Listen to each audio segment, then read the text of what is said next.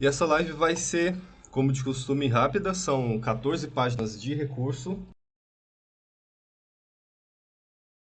Você faz outros cursos aí, a pegada não é a mesma. O que me chamou a atenção no seu trabalho é a sua experiência, é o modo como que você vê, né? A primeira coisa que a gente olha é isso aqui, aí vem para cá, vem para cá. E à medida do possível que eu sou atendido, é lógico para mim, né? Não tem como não dizer que não está valendo a pena, não está compensando. Nesse tema aí que é relativamente frequente lá no TST, a questão da dispensa discriminatória, a gente vê bastante casos com vírus, com HIV, por exemplo, né, uma questão mais tranquila, mas existem algumas doenças em que esse entendimento vai depender do enquadramento da doença, como sendo, qual o termo mesmo que tem lá na súmula, gente, 443, que gera estigma social, né, que gera preconceito. E aí teve um caso recente, foi decidido pela segunda turma do TST, em que se entendeu que hepatite C é uma das doenças que pode ser enquadrada lá na súmula 443. Então foi deferido ali o direito à reintegração do empregado e também direito à indenização por danos morais. E nesse recurso aqui a gente já tem a abertura do tópico, como eu sugiro que seja feito, né? Pega aqui, já explica mais ou menos, resumindo, qual que é a tese do recurso de revista. E nesse caso a gente tem aqui, da dispensa discriminatória portador de hepatite C, presunção legal, que seria discriminatória, né? E já aponta esses fundamentos do recurso de revista. A gente sabe que a regra dos fundamentos jurídicos do recurso de revista é a alegação de violação de dispositivo da Constituição Federal ou de lei federal, contrariedade à súmula do TST, aí vai entrar súmula, orientação jurisprudencial, precedente normativo, ou divergência jurisprudencial em relação a outro acórdão de outro TRT que não que prolatou essa decisão recorrida, ou então da SDI do TST.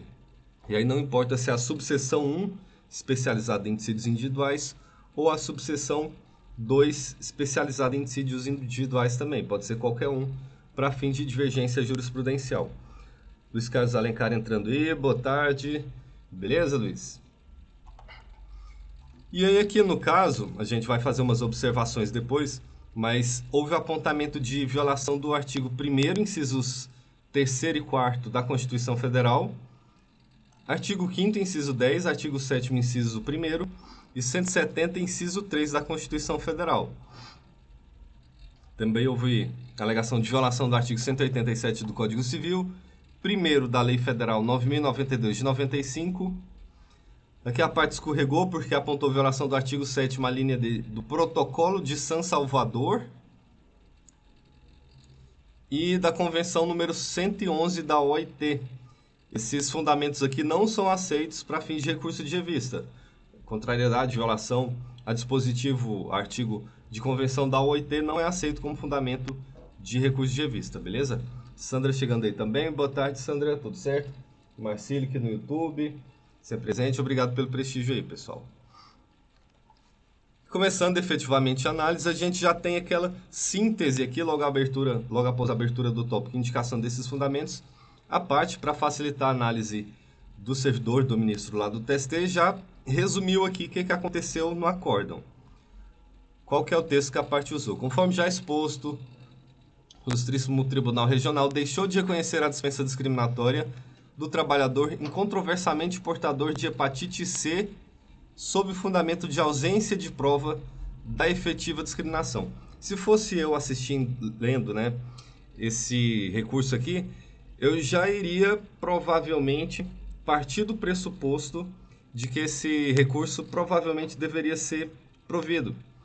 Por quê? Porque por essa tese aqui, né, pelo que a parte está narrando, o TRT disse que não havia prova de efetivação da dispensa dessa discriminação pelo fato de o reclamante ser portador de hepatite C. Então, haveria essa inversão do ônus da prova em relação ao fato da dispensa ser ou não discriminatória, né?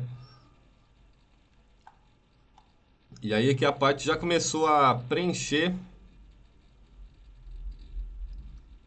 os requisitos lá do 896, parágrafo 1º A da CLT, que é fazer a indicação do trecho do acórdão do TRT que demonstra o pré-questionamento da matéria objeto de insurgência recursal, ou seja, é indicar ipsis literis ali como foi o acórdão, como que foi a decisão colegiada do TRT a respeito dessa matéria. Pergunta do Luiz Carlos Alencar: quando se trata de violação à Constituição Federal, não precisa acórdão paradigma? Basta indicar a violação? Sim, só precisa de, no caso, né? Deixa eu colocar aqui no...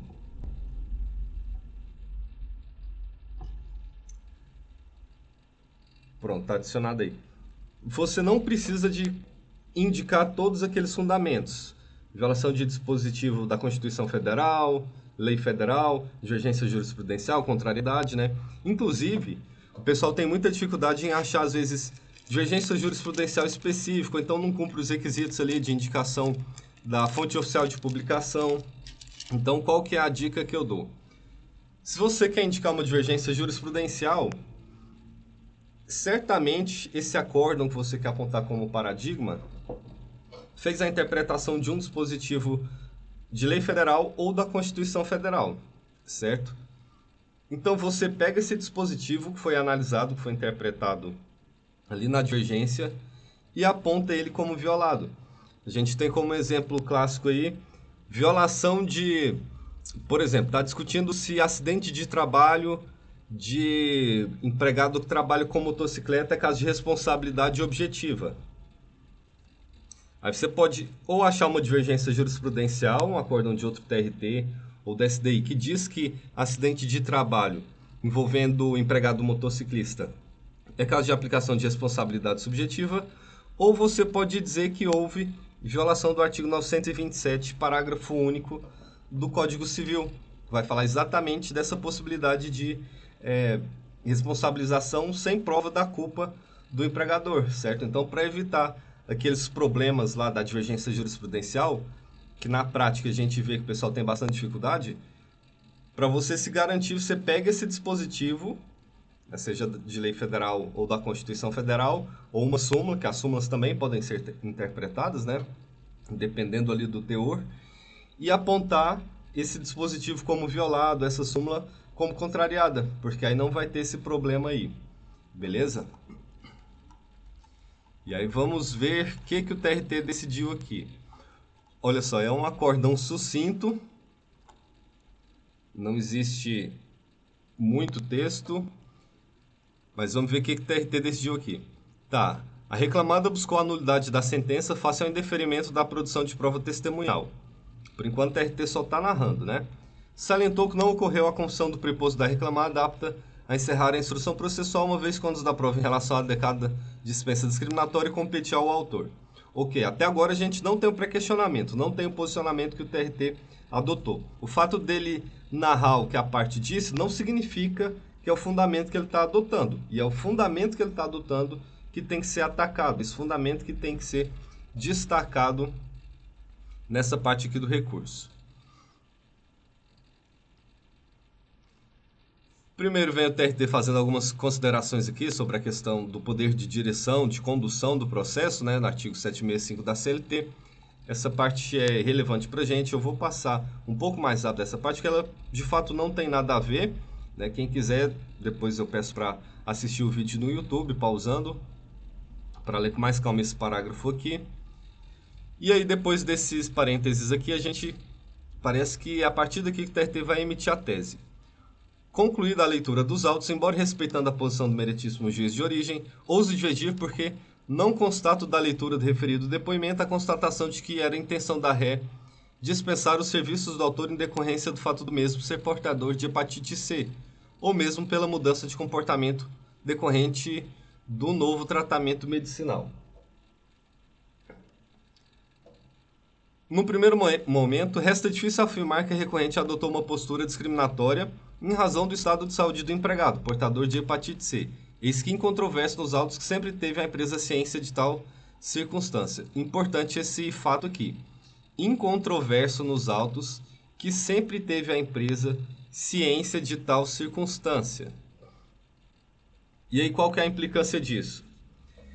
Se é incontroverso que a empresa sempre soube dessa dessa circunstância aqui, vai aplicar aquele entendimento de que é presumida a dispensa discriminatória, diferente das situações, por exemplo, já me deparei com alguns processos em que aconteceu isso, em que ficou comprovado na audiência de instrução que a empresa sequer sabia que, num caso recente que eu analisei, a empresa não sabia que a empregada era portadora de HIV.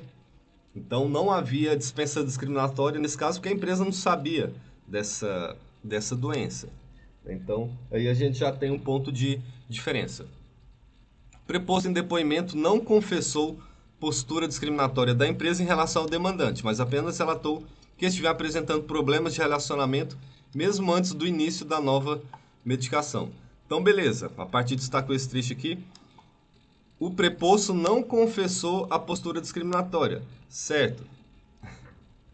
Só que, Dr. Augusto falando, quem vê pensa que tá frio lá no Goiás. Tá um pouquinho frio aqui, bateu 5 graus essa madrugada. Luiz Carlos, ônus da prova da empresa, exatamente. Empresa que tem que comprovar que a dispensa não foi discriminatória. Como que ela faria isso? Comprovando ali, por exemplo, sei lá, vamos imaginar que é uma empresa de 20 empregados. Comprova que um setor foi extinto e todos os 3 funcionários desse setor foram dispensados. E aí estaria justificada, né? Olha, a dispensa decorreu do fechamento do setor e não tinha outros empregados aptos. Aliás, não seria possível reenquadrar, entre aspas, esse empregado, colocar em outra função, porque a empresa não tinha necessidade. Algo nesse sentido assim. Mas se ficar provado, ou ficar em controvérsia, como é o caso aqui, que a empresa sabia da condição de portador de hepatite C, ela que vai ter que comprovar que não houve dispensa discriminatória. Beleza? Por isso que a gente está destacando esses pontos aqui, porque eles são importantes para a tese a ser defendida no recurso de revista. Vale notar que a ruptura contratual, voltando aqui ao acórdão TRT, né? A ruptura contratual somente teve lugar em outubro de 2013, 3 meses após o término da terapia. Vamos destacar isso aqui também. O que afasta a possibilidade desta ter se mostrado como fato determinante da decisão da empresa.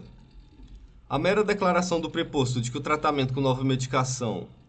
O que o preposto falou aqui, né? O tratamento com nova medicação restou levado em consideração por ocasião da avaliação da dispensa não indica que esta foi a causa do rompimento, mas que se avaliou os eventuais efeitos desta no comportamento do autor, a ponto de se procurar primeiro seu aproveitamento da empresa com política da ré.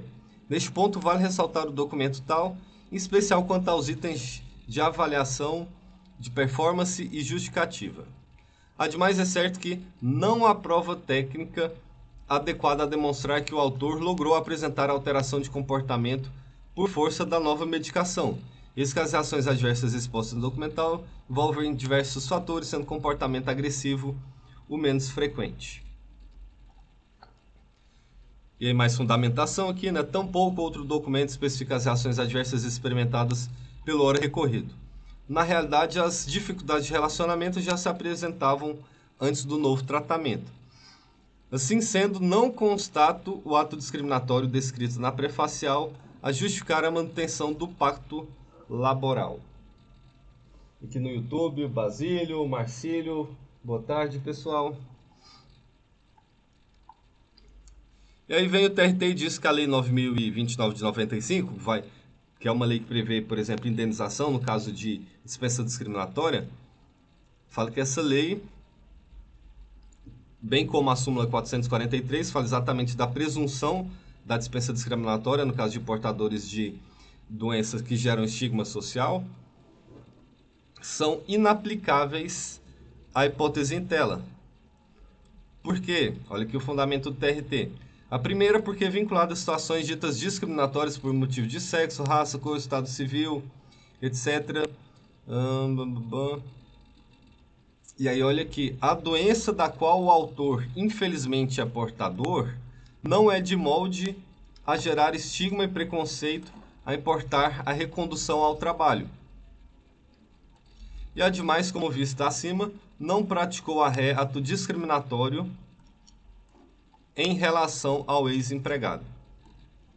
Voltando no contexto aqui, essas partes que eu destacaria. Por quê? Porque vai comprovar, vai mostrar o pré-questionamento de fatos e de tese jurídica. Quais fatos? Que era incontroverso, que a empresa sempre soube da condição do empregado, portador de hepatite C.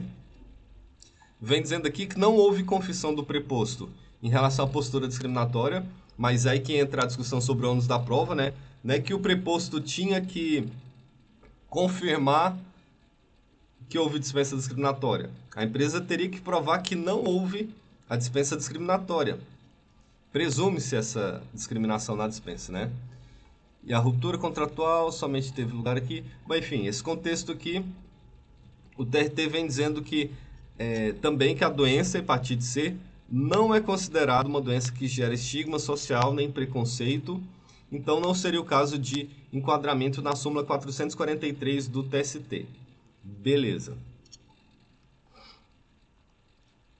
E aí a parte opôs embargos de declaração. Vamos ver o que tem nesses embargos de declaração aqui. O TRT disse, bom, o acórdão guerreado apresentou entendimento claro em relação à inexistência de prova da intenção discriminatória da dispensa do reclamante. A doutora Tanay entrando também. Boa tarde, doutora.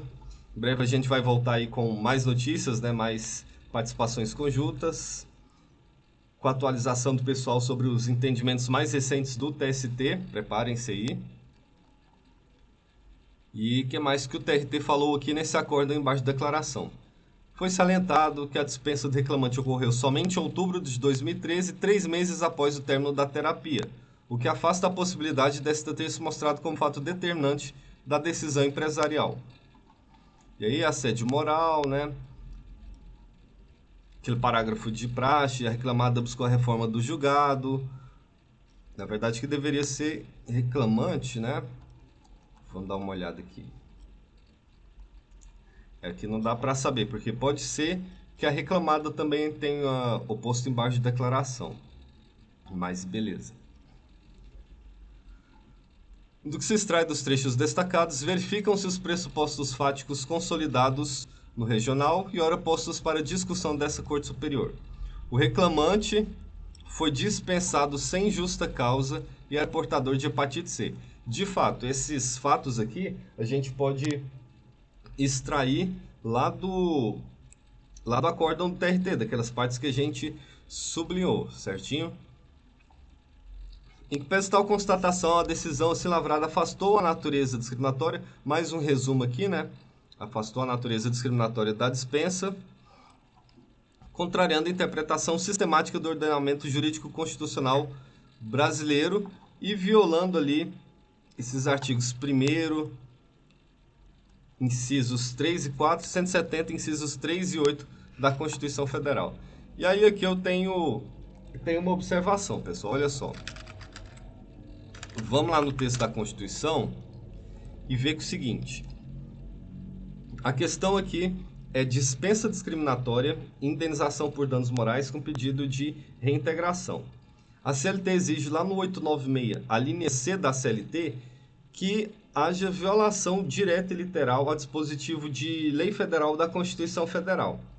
Só que esses dispositivos aqui, a gente vai ver o texto certinho, artigo 1º, incisos 3 e 4 da Constituição, não falam especificamente sobre danos morais nem reintegração.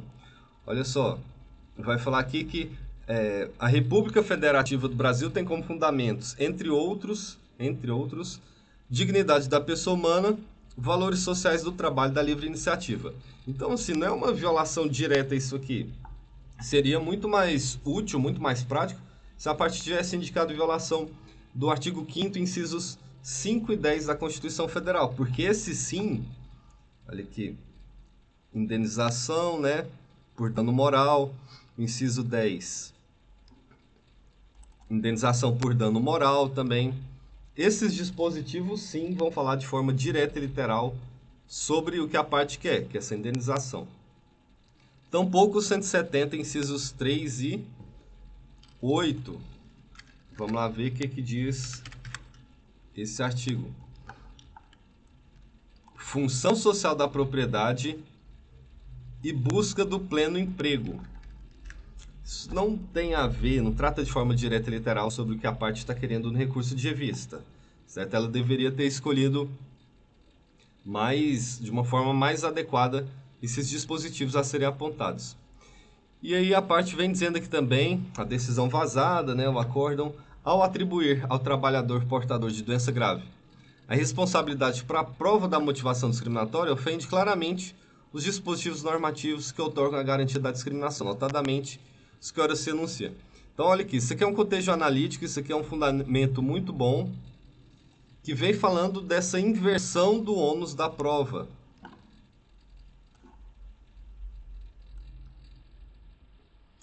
Então, nesse caso aqui, de repente seria o caso de conhecer e dar provimento ao recurso de revista por violação do artigo 818 da CLT, poderia indicar ali, especificar o inciso 2º do artigo 818 da CLT, ou então do 373, inciso 2º do CPC. O que a parte não poderia fazer, e o recurso não foi processado por isso, seria apontar a violação ao artigo de convenção da OIT, por exemplo. Isso aqui não está previsto como fundamento jurídico lá no 896 da CLT. Protocolo de San Salvador, artigo 7º. Já esse artigo 1º da Lei 9.029 de 95 poderia ser, porque é uma lei federal e que trata especificamente do que está sendo debatido nos autos no recurso. Que é isso aqui. Fica proibida a adoção de qualquer prática discriminatória eliminativa para efeito de acesso à relação de emprego ou sua manutenção por motivo de sexo, origem, e aí os outros critérios, né? Na verdade, existe um artigo, vamos ver aqui, Lei 9.029. Tem até um artigo que é mais específico, que vai falar até de indenização. Olha só, o artigo 4º aqui.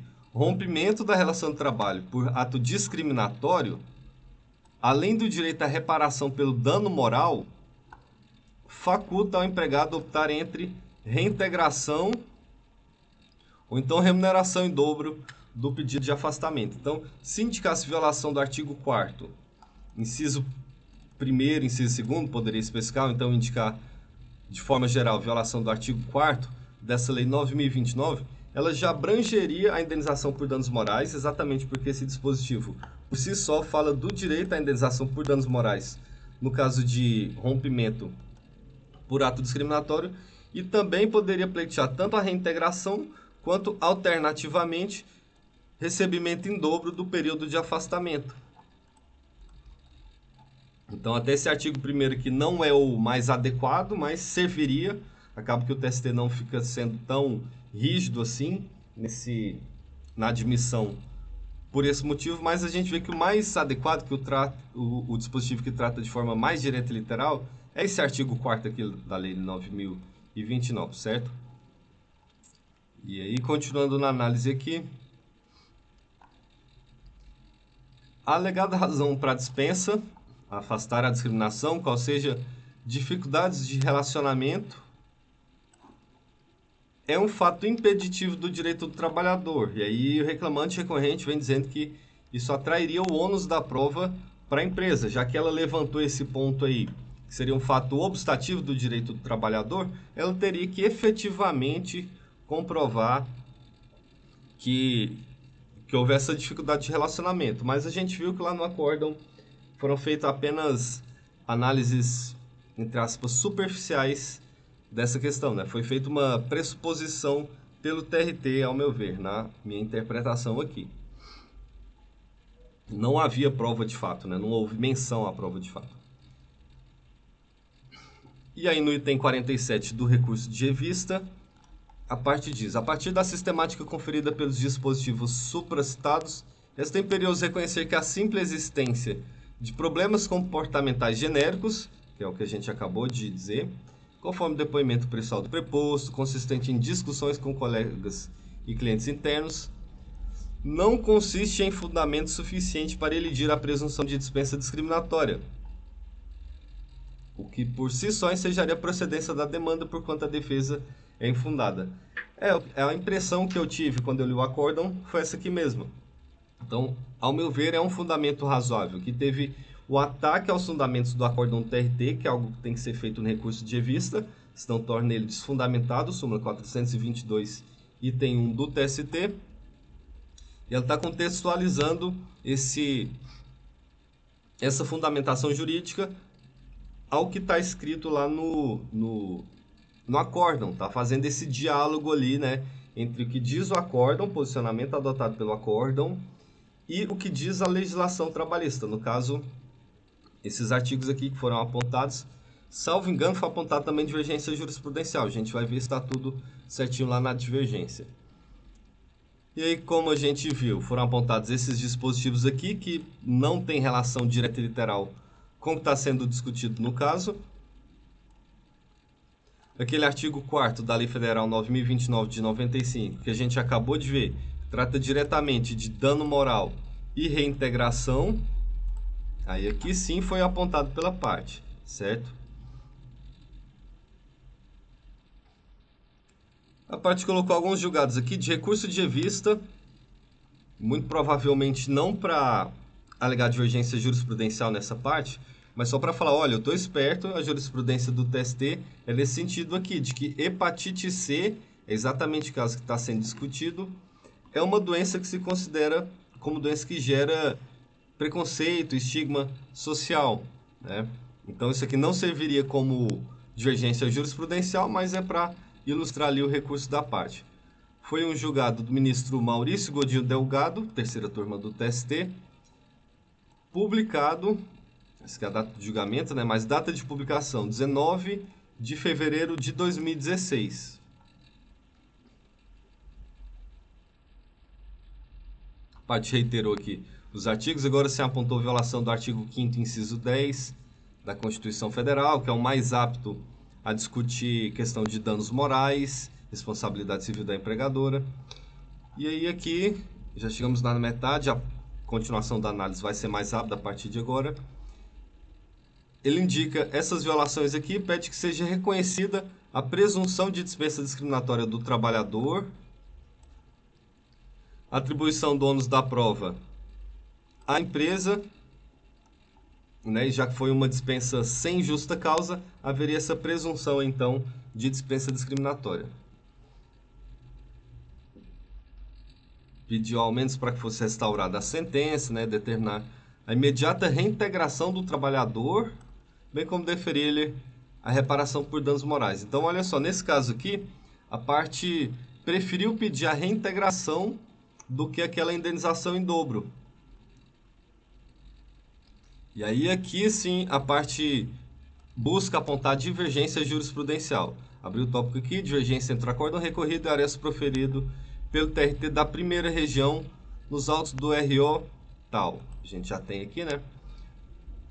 Eu não me recordo de qual TRT era esse aqui, esse acórdão que está sendo recorrido.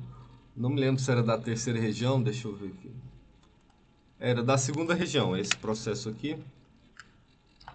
Foi uma decisão de 4 de maio de 2022, da segunda turma do TST. Então, é um processo do TRT segunda região, São Paulo, região da capital ali. E apontou como divergência jurisprudencial o acórdão do TRT do Rio de Janeiro, da primeira região.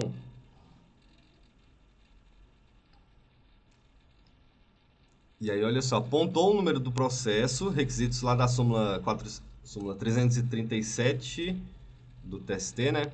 Apontou o número do processo, o órgão prolator, TRT da primeira região. Tem esse link aqui, que certamente vai direto lá para o acórdão, né? Porque é o site próprio do tribunal, e a gente vê que tem essa sequência aqui de números, enfim. Vamos ver se apontou a data de publicação do Diário Eletrônico da Justiça do Trabalho.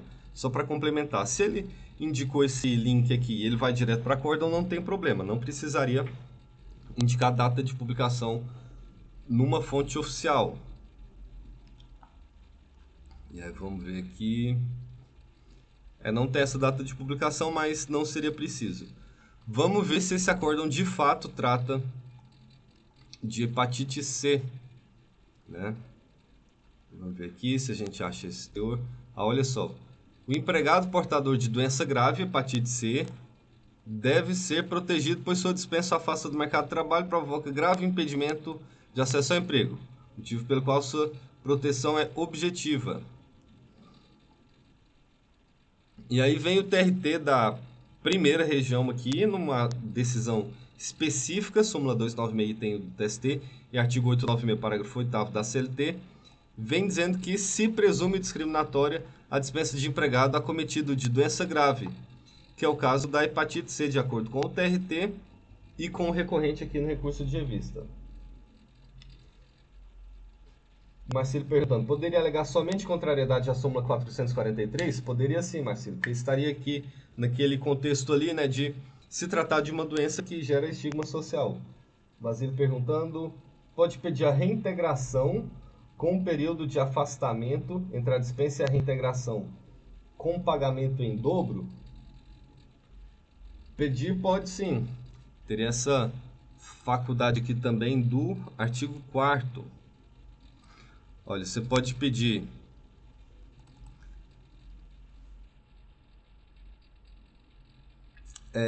olha só, reintegração com ressarcimento integral de todo o período de afastamento.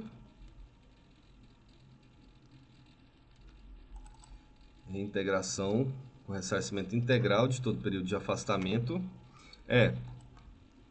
Então, eu tinha entendido errado da primeira vez, mas é o seguinte. Ou você pede a reintegração, recebe todo o salário do período e fica ali recebendo o salário normal do trabalhador, ou você vai receber em dobro o período de afastamento, mas aí acaba a relação de emprego. Certo? Fazer esse combozinho aí de pedir o afastamento em dobro e depois mais a reintegração, esse procedimento não é permitido. Eu tinha entendido a pergunta errada primeiro. Mas, enfim, esclarecendo agora, está nesse contexto aí. E poderia alegar simplesmente contrariedade à súmula 443 do TST. Alternativo? Sim, seria alternativo. Ou você pede para a empresa reintegrar o trabalhador e recebe todo aquele valor para trás e passa a receber o salário normal trabalhando, ou recebe em dobro todo o período, só que cessa o vínculo de emprego.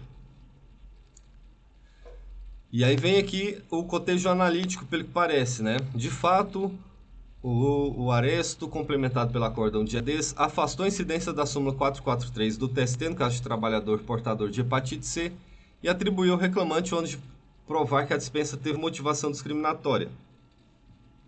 De sorte que, além de vilipendiar os dispositivos já indicados, apontou que, de certa forma, contrariedade à súmula 443 do TST, e adotou critérios divergentes da pacífica jurisprudência laboral, representada pelo acórdão indicado como paradigma, que é aquele do TRT da primeira região. Salienta-se que a divergência ora suscitada limita-se exclusivamente ao critério de arbitramento da indenização por danos morais, sendo indiferente o pano de fundo fático que tem autorizado o seu deferimento. E aí veio que indicou expressamente esses trechos divergentes. Pegou o trecho do acórdão, o do TRT da segunda região, e o acórdão apontado como paradigma da primeira região. Eu sei que muitos advogados se sentem seguros fazendo essa tabelinha aqui, colocando, né, de um lado o acórdão divergente, no outro o acórdão paradigma. Enfim, o acórdão divergente porque seria o acórdão da decisão recorrida e o acórdão que é a parte que é apontar como divergência jurisprudencial. Mas, enfim, de todo modo, não é obrigado a fazer essa separação aqui, tá bom? O simples fato de colocar no corpo de recurso de revista, desse jeito aqui, colocando as informações, né? Número do processo, órgão prolator, de preferência a data de publicação em fonte oficial, então colocando esse site aqui, juntando a íntegra do acórdão com o código de autenticidade no formato PDF, nos termos lá da súmula 337 do TST, isso aqui basta para comprovar a alegação de divergência jurisprudencial, fazendo cotejo analítico também, né? Mostrar que, olha, o acórdão recorrido decidiu assim, já a divergência jurisprudencial apontada no sentido diametralmente oposto, adotou o entendimento de que X. E aí você faz todo esse cotejo aí, toda essa argumentação. E aí, como já foi apontado antes, a parte só repetiu, a gente vai passar direto aqui, beleza? Já estamos quase no final da análise aqui. Então, só repetição, né, do que estava lá.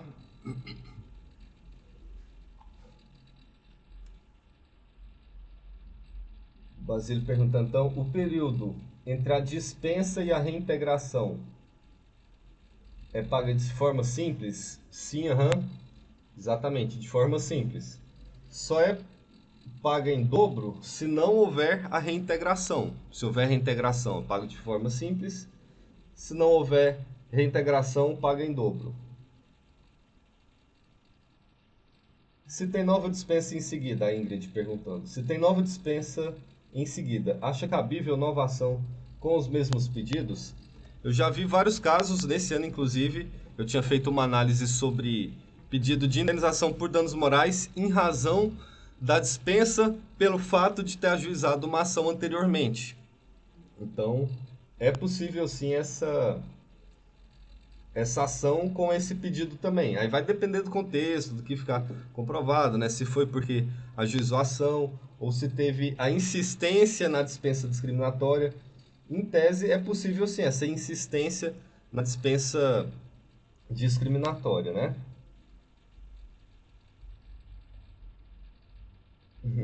A Bruna dizendo, eu não gosto de fazer tabelinha, comentário apenas.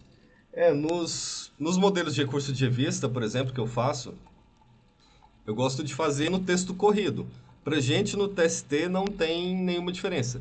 Eu já ouvi algum advogado ou advogada, não sei, falando de alguma decisão do TST que falou que tem que fazer essa tabelinha, mas eu mesmo já fiz minutas dando provimento, né, no caso de recursos que não tinha essa tabelinha. Foi feito daquele primeiro jeito ali, olha só, vou repetir para vocês. Desse jeito aqui. E o ministro manteve. A segunda turma do TST, na época, o ministro do gabinete do que eu trabalho estava na segunda turma. Não era processo com esse quadro aqui, com essa tabela, e foi admitido. Não existe nada na lei, nem em súmula do TST, que exija que seja feita essa tabela aqui. Certo, pessoal? Isso aí...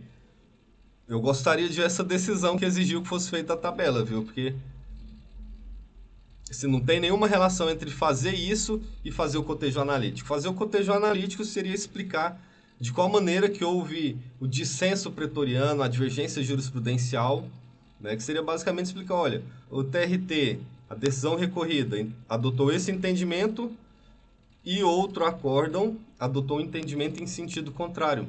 Então, por isso, abre-se a possibilidade de o TST cumprir a sua função uniformizadora, pacificadora, e dizer qual desses dois entendimentos é o entendimento adequado, o entendimento que deve prevalecer. Não tem nenhuma exigência de fazer isso mediante o uso de tabelas em razões de recurso de revista, beleza?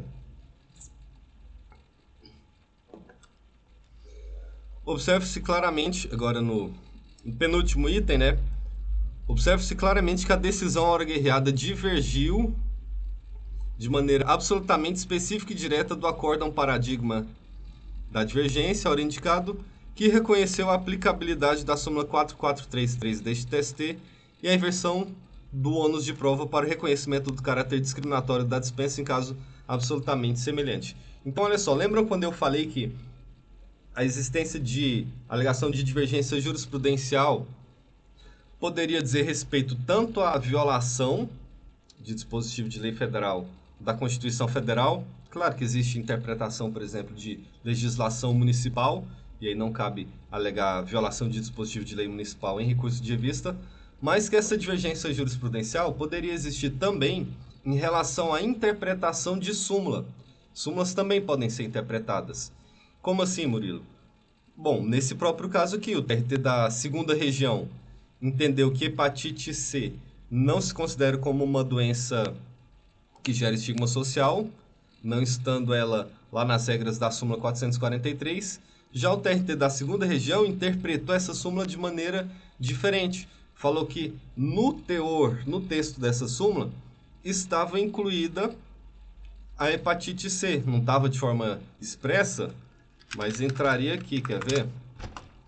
Vamos pegar a redação para falar certinho aqui.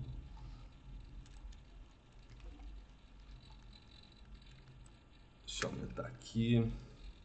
Presume-se discriminatória despedida de empregado portador do vírus HIV ou de outra doença grave que suscite estigma ou preconceito, certo?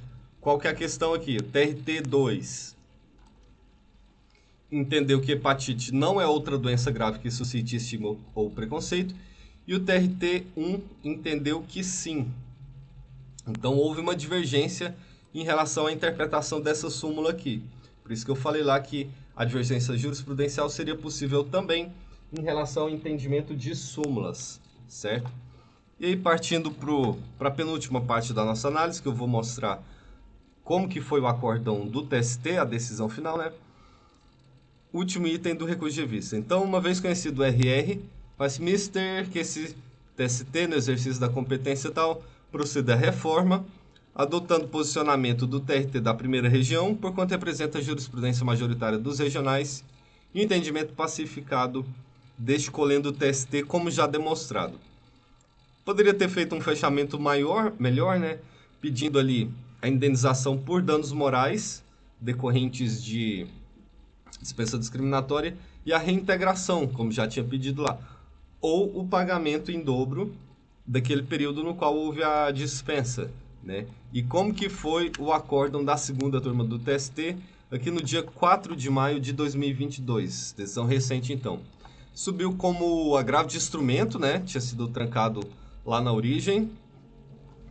Foi dado provimento por possível contrariedade à súmula 443, como é agravo de instrumento, né? É prático colocar que houve possível contrariedade. E aí foi destrancado, foi processado o recurso de revista. Foi conhecido desse recurso de revista. Por qual motivo? Contrariedade à súmula 443, poderia ser divergência jurisprudencial, violação do 5º, inciso 5º da Constituição. E no mérito foi dado provimento para quê? Reconhecer a ilicitude da dispensa por ter sido discriminatória e restabeleceu a sentença, que era até um pedido do recorrente, né? Quanto à determinação de reintegração do trabalho, com o consequente pagamento dos salários anteriores, né? Bem como quanto ao direito à indenização por dano moral. Mas o que aconteceu aqui? Foi determinado também o retorno dos autos ao TRT de origem para prosseguir no exame dos recursos ordinários das partes quanto aos outros temas que foram tidos por prejudicados.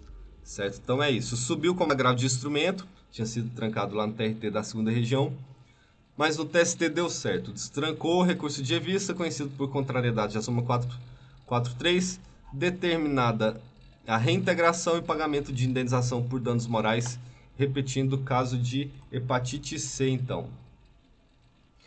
Hoje a análise foi um pouquinho mais longa do que estava sendo. A gente estava acostumado a ter análise de até 25 minutos, meia hora no máximo. Hoje durou 40 e poucos minutos, né? Mas um recurso de revista muito bom. Preencheu basicamente todos os requisitos aqui, fora aqueles escorregões, aqueles vacilos. Na hora de apontar aqui, deixa eu ver se eu acho de novo. Ah, tá aqui. Artigo 1º, incisos 3º e 4º, mas a gente comentou por que eles não se mostraram como os mais adequados para o recurso de revista, envolvendo a discussão sobre indenização por danos morais, que é ter dispositivos próprios sobre essa matéria, né? Bom, Basílio, parabenizando aí. Obrigado, Basílio. Obrigado, pessoal. Marcílio também. Obrigado pelo prestígio de todo mundo. Vou disponibilizar o vídeo no YouTube. E é isso, pessoal. Então, até a próxima semana. Sandra aqui no Instagram também. Ótimo. Obrigado, Sandra. Boa tarde. E é isso. Até mais, então, pessoal. Um abraço. Você faz outros cursos aí, a pegada não é a mesma. O que me chamou a atenção no seu trabalho é a sua experiência, é o modo como que você vê, né? A primeira coisa que a gente olha é isso aqui, aí vem para cá, vem para cá. E à medida do possível que eu sou atendido, é lógico para mim, né? Não tem como não dizer que não está valendo a pena, não está compensando.